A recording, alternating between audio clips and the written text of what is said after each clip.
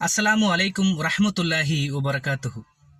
இந்த உலகத்தில் நம்மால் ஒருவர் மனமுடைந்து இறைவனிடம் முறையிட்டு அழுகும் நிலையை ஒருபோதும் ஏற்படுத்தி விடாதீர்கள். ஏன் தெரியுமா?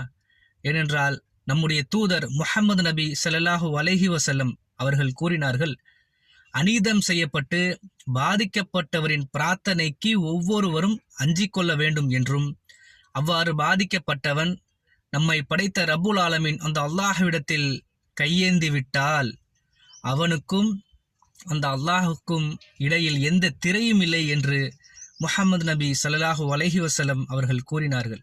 இல்லை, மாஷா அல்லாஹ், இந்த உலகத்தில் நாம் யாருக்கும் அநீதம் செய்யப்படாமல், யாரையும் துன்புறுத்தாமல், யாருடைய மனதையும் வேதனைப்படுத்தாமல் நல் அடியானாக வாழ்ந்து நாளை மறுமையில் ஜன்னத்தில் ஃபிர்தோஸ் எனும் சொர்க்கத்தில் நம் அனைவரையும் ஒன்று சேர்ப்பானாக என்று பிரார்த்தனை செய்கிறேன். அஸ்ஸலாமு அலைக்கும்